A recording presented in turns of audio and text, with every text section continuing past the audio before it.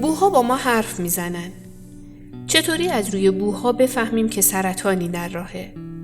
6 بوی خاص رو بهتون معرفی میکنم که اگه حسش کردی بهتره یه سری به دکتر بزنی.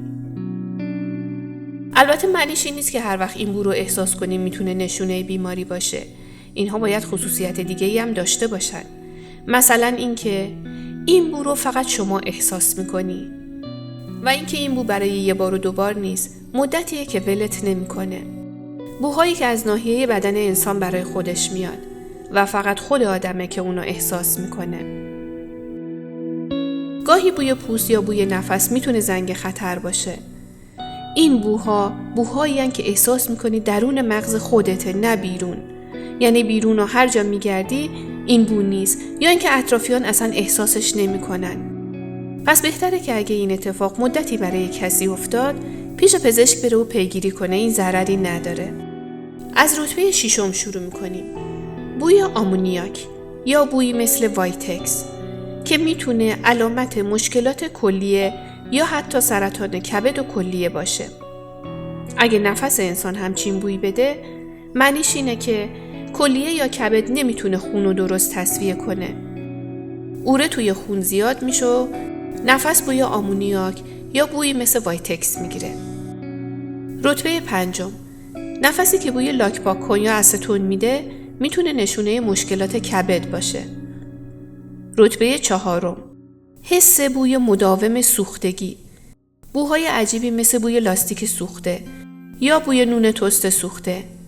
اگه مدام این بو احساس میشه و البته دیگران حسش نمیکنن و متوجه شدید که از نفس خودتونه، میتونه مربوط به مشکلات یا ضایعاتی توی مغز باشه.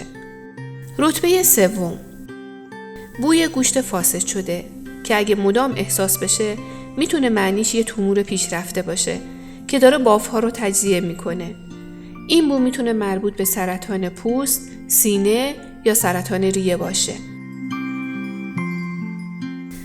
رتبه 2، تغییر بوی شدید و نامطبوع مدفوع که گاهی میتونه با خون تیره همراه باشه.